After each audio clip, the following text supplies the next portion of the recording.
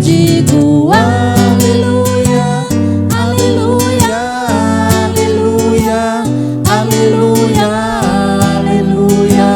Eu digo porque eu digo aleluia, aleluia, aleluia, aleluia, aleluia, aleluia, amém. O Senhor esteja convosco. Ele está no meio de nós. Proclamação do Evangelho de Jesus Cristo segundo Lucas. Glória a vós, Senhor. Naquele tempo, os publicanos e pecadores aproximavam-se de Jesus para o escutar. Os fariseus, porém, e os mestres da lei criticavam Jesus. Este homem acolhe os pecadores e faz refeição com eles. Então Jesus contou-lhes esta parábola. Se um de vós tem 100 ovelhas e perde uma, não deixa as 99 no deserto e vai atrás daquela que se perdeu até encontrá-la? Quando a encontra, coloca nos ombros com alegria e, chegando a casa, reúne os amigos e vizinhos e diz: Alegrai-vos comigo, encontrei a minha ovelha que estava perdida. Eu vos digo, assim haverá no céu mais alegria por um só pecador que se converte do que por 99 justos que não precisam de conversão. Se uma mulher tem 10 moedas de prata e perde uma, não acende uma lâmpada, varre a casa e a procura cuidadosamente até encontrá-la. Quando a encontra, reúne as amigas e vizinhas e diz: Alegrai-vos comigo, encontrei a moeda que tinha perdido. Por isso eu vos digo, haverá alegria entre os anjos de Deus por um só pecador que se converte. E Jesus continuou. Um homem tinha 2 filhos. O mais novo disse ao pai: Pai, dá-me parte da herança que me cabe. E o pai dividiu os bens entre eles. Poucos dias depois, o filho mais novo juntou o que era seu e partiu para um lugar distante. E ali esbanjou tudo numa vida desenfreada. Quando tinha gasto tudo o que possuía, houve uma grande fome naquela região e ele começou a passar necessidade. Então foi pedir trabalho a um homem do lugar, que o mandou para seu campo cuidar dos porcos. O rapaz queria matar a fome com a comida que os porcos comiam, mas nem isso lhe davam. Então caiu em si e disse: Quantos empregados do meu pai têm pão com fartura, e eu aqui morrendo de fome? Vou-me embora, vou voltar para o meu pai e dizer-lhe: Pai, pequei contra Deus e contra ti. Já não mereço ser chamado teu filho. Trata-me como a um dos teus empregados. Então ele partiu e voltou para o seu pai. Quando ainda estava longe, seu pai o avistou e sentiu compaixão.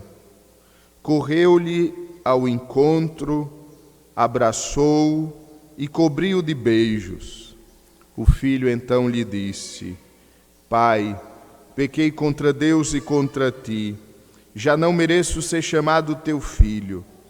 Mas o pai disse aos empregados: Trazei depressa a melhor túnica para vestir meu filho, e colocai um anel no seu dedo e sandálias nos pés.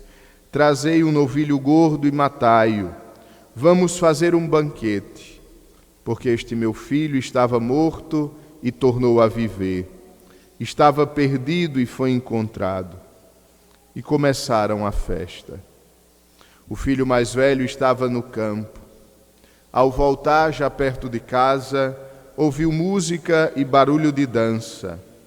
Então chamou um dos criados e perguntou o que estava acontecendo. O criado respondeu: é teu irmão que voltou. Teu pai matou o novilho gordo, porque o recuperou com saúde. Mas ele ficou com raiva e não queria entrar. O pai, saindo, insistia com ele. Ele, porém, respondeu ao pai: eu trabalho para ti há tantos anos. Jamais desobedeci a qualquer ordem tua, e tu nunca me deste um cabrito para eu festejar com meus amigos. Quando chegou esse teu filho, que esbanjou teus bens com prostitutas, matas para ele o novilho cevado. Então o pai lhe disse: filho, tu estás sempre comigo, e tudo o que é meu é teu. Mas era preciso festejar e alegrar-nos, porque este teu irmão estava morto e tornou a viver. Estava perdido e foi encontrado. Palavra da salvação. Glória a vós, Senhor.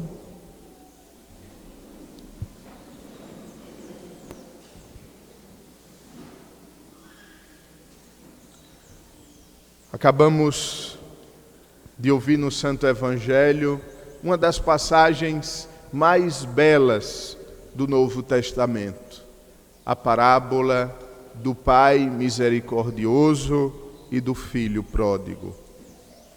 Eram 2 filhos e um deles resolve sair de casa.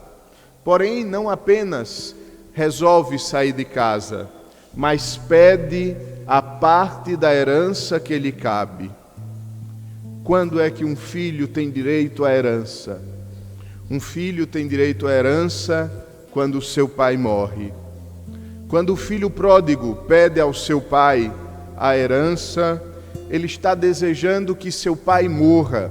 Ele está desejando que seu pai saia de sua vida, que logo se complete aquilo que ele esperava, para então viver a liberdade que sonhara e desejara.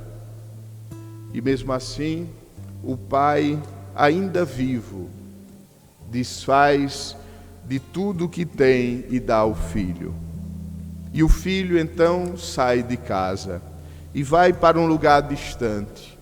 Santo Agostinho, quando comenta esse evangelho, ele diz que o país distante é o país do pecado. O pecado nada mais é do que uma distância entre nós e Deus. O pecado nada mais é do que o arrancar-nos da casa do Pai e colocar-nos num lugar distante de Deus. E lá, nesse lugar distante, ele se depara com a realidade. Ele vai trabalhar cuidando de porcos. Talvez para nós não compreendamos bem a força dessa expressão, cuidar de porcos. Ainda que para nós seja talvez um trabalho um pouco sujo, um pouco fétido, ainda que para nós não seja as 1000 maravilhas, nós não compreendemos em profundidade o que significa. Para o povo judeu, os porcos eram animais amaldiçoados, eram animais que não serviam. Para os judeus, os porcos eram animais que apenas serviam aos pagãos, serviam àqueles que não eram de Deus. Cuidar dos porcos significa então a ruptura total e completa com a casa de Deus, com a lei de Deus. Quem comia os porcos e quem deles se ocupava era considerado pelo Antigo Testamento pessoas fora da lei de Deus, pessoas impuras. Mas não basta por aí, mas não para por aí a descida deste filho, sua queda. Ele ainda precisa cair ainda mais. E ele quer se alimentar com a comida dos porcos. Se já seria triste demais para alguém cuidar dos porcos, muito mais triste seria querer se alimentar com a comida dos porcos. E ainda pior, sequer esta comida lhe davam. E é nesse momento, onde ele está verdadeiramente no fundo do poço, distante completamente da casa paterna, que ele então cai em si. Amados irmãos, a conversão nada mais é do que cair em si, do que se dar conta da realidade, do que deixar com que a verdade das coisas toque a sua existência. Este rapaz tinha tudo em sua casa, abandonou tudo na esperança de conquistar a liberdade e agora está querendo comer a comida dos porcos e nem isso lhe dão. E ele cai em si.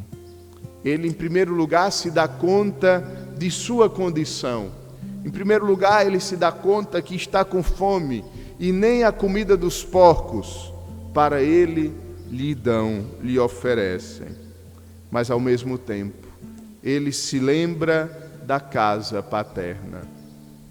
A conversão é lembrar-se da casa de Deus. A conversão é lembrar-se da casa paterna. E ele diz: quantos empregados do meu pai, quantos escravos do meu pai têm pão com fartura, e eu que sou filho, estou aqui morrendo de fome. Amados irmãos, cada um de nós precisa se dar conta que na casa paterna, na casa de Deus, existe o pão com fartura. Existe o pão da Eucaristia que nos é oferecido como símbolo da mais perfeita fartura, da fartura do contato e do encontro com Deus.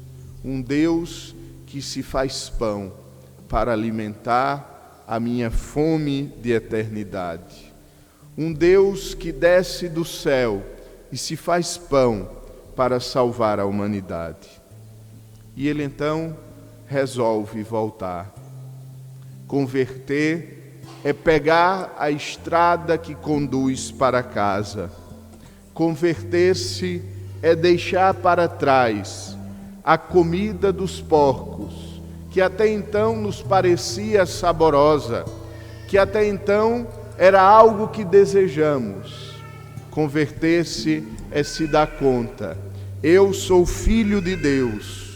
Eu não fui criado para me alimentar com comida de porcos, mas para estar na casa do Pai e me alimentar com o pão e com fartura.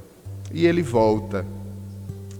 Porém, o Pai o vê chegar de longe. Amados irmãos, quando nós damos o primeiro passo para a conversão, é o próprio Deus que corre ao nosso encontro. E distante, o Pai o avistou, sentiu compaixão, correu-lhe ao encontro, abraçou e cobriu de beijos. O retorno para casa é o retorno da alegria. O retorno para casa não é para ouvirmos as reprovações de Deus, não é para Deus passar diante de nós todos os nossos erros.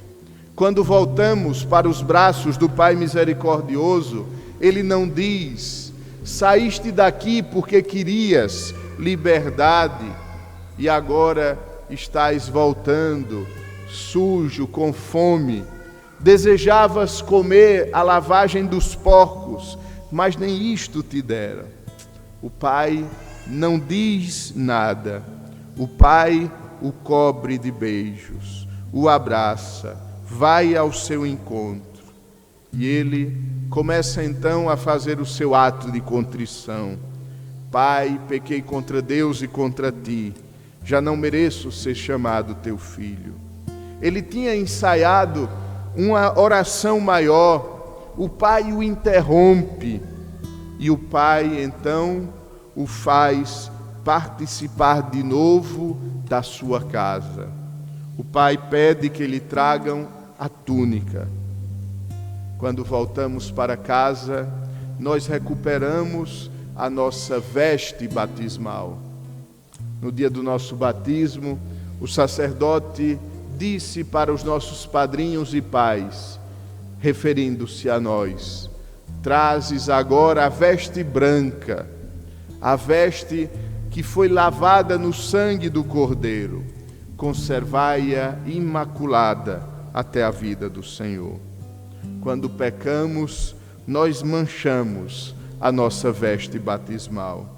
E quando voltamos para a casa paterna, Deus então nos recupera a alvura, a brancura da veste batismal.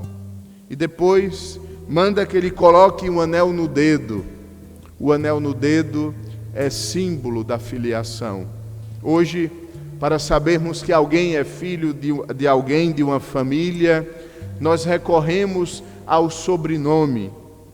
Na época da Bíblia, era um anel que distinguia o filho dos escravos, que distinguia o filho das outras pessoas e o coligava ao seu pai.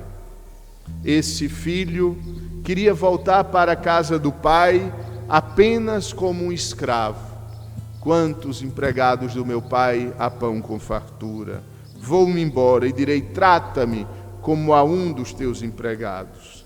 Mas o pai lhe confere mais uma vez a filiação.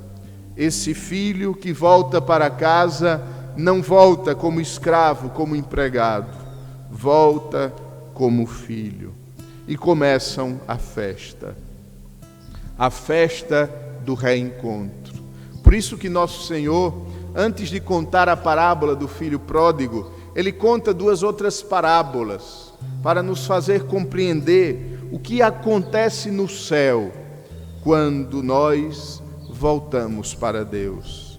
E diz nosso Senhor: para aquele homem que encontrou a ovelha, ou aquela mulher que encontrou a moeda perdida, alegrai-vos comigo. Por isso eu vos digo, haverá alegria entre os anjos do céu, por um só pecador que se converte, do que por 99 justos que não precisam de conversão. A festa do retorno à casa é a festa do céu. Se nós pudéssemos vislumbrar a alegria do céu quando nós nos levantamos do confessionário, se nós pudéssemos intraver a beleza que se realiza no céu quando nós nos levantamos do confessionário, quando nós recebemos mais uma vez a veste batismal e quando Deus coloca novamente no nosso dedo o anel de filho, nós quereríamos com muito maior ênfase e maior empenho permanecer na casa do Pai. E o filho mais velho volta, escuta barulho de festa e não se alegra. Amados irmãos, pode ser que nós não somos os filhos pródigos. Pode ser que nós nunca deixamos a casa paterna. Pode ser que nós tenhamos a alegria de repetir: eu sempre obedeci às tuas ordens, eu nunca fui para ti alguém como este teu outro filho que saiu de casa, que esbanjou os teus bens. Mas pode ser que nós não nos alegramos com o retorno dos nossos irmãos. Pode ser que nós nunca deixamos a casa de Deus, mas pode ser também que nós, infelizmente, somos incapazes de nos alegrar pelo nosso irmão que estava morto e voltou a viver, pelo nosso irmão que estava perdido e foi encontrado. E também nós, se estivermos nesta condição, na condição do filho mais velho, também para nós Deus reserva o seu amor e a sua bondade. Assim como o pai saiu ao encontro do filho mais novo que voltava, o pai saiu ao encontro do filho mais velho que nunca tinha deixado a casa e diz: filho, tudo que é meu é teu. Era preciso que nos alegrássemos, porque o teu irmão estava morto e voltou a viver, estava perdido e foi encontrado. De fato, agora tudo o que o pai tinha era do filho mais velho, porque o mais novo tinha levado consigo a parte da herança. E por isso, o filho mais velho está chateado, porque o novilho gordo agora pertence ao filho mais velho. E ele então é incapaz de se alegrar pelo bem do irmão, porque ele está pensando apenas nas coisas materiais. Se é bem verdade que ele não pediu a herança anteriormente, agora ele está dizendo ao pai: o novilho e tudo o que tens é meu, porque a parte que cabia ao teu irmão, ao meu irmão, tu já o deste. Mas o pai então toma o filho pela mão e diz: é preciso festejar e alegrar-se. Amados irmãos, nós precisamos sim nos alegrar pelos irmãos que voltam à casa paterna. Como é triste uma igreja feita de pessoas que apontam o dedo para os pecados dos outros. Como é triste uma assembleia de cristãos onde as pessoas começam a julgar os demais sem saber que aqueles outros passaram a experiência do filho pródigo e voltaram para a casa paterna. Alegremo-nos pelo retorno dos nossos irmãos, porque também nós precisamos retornar sempre para a casa do Pai. Amados irmãos, não é sem motivo que toda missa começa com o ato penitencial e nos faz bater no peito 3 vezes e dizer: por minha culpa, minha tão grande culpa. Não é à toa, é para nos lembrar que nós somos pecadores, é para lembrarmos da nossa condição de filhos, sim, mas de filhos que às vezes estão distantes da casa do Pai. E ao lembrarmos que somos pecadores, pequenos e frágeis, a Igreja nos lembra a imensidão do amor de Deus, que não olha para os nossos pecados, mas olha para o nosso retorno à casa, que não olha para o fato de termos esbanjado os bens que Ele mesmo nos deu, mas com alegria corre ao nosso encontro, nos cobre de beijo e nos restitui a condição de filho. O verdadeiro católico não é aquele que nunca pecou. O verdadeiro católico é aquele que reconhece a bondade e a misericórdia de Deus. E quando se dá conta que está distante da casa paterna, diz: vou-me embora, vou para a casa do meu Pai, lá tenho pão com fartura, o pão da palavra e o pão da Eucaristia. Supliquemos hoje, nesta Santa Missa e ao longo da semana, a graça das graças, que é a graça de suplicar o perdão de Deus, que é a graça de reconhecer-nos pecadores. Só existe uma maneira para Deus não nos perdoar, e essa maneira é se nós não pedirmos perdão. porque Deus está sempre aberto a perdoar-nos. Deus está sempre esperando nos avistar de longe na estrada da vida e voltarmos aos seus pés dizendo: Pai, pequei contra o céu e contra ti, já não mereço ser chamado teu filho. E ele então dirá: Tu és o meu filho amado, e eu hoje te gerei. Amém.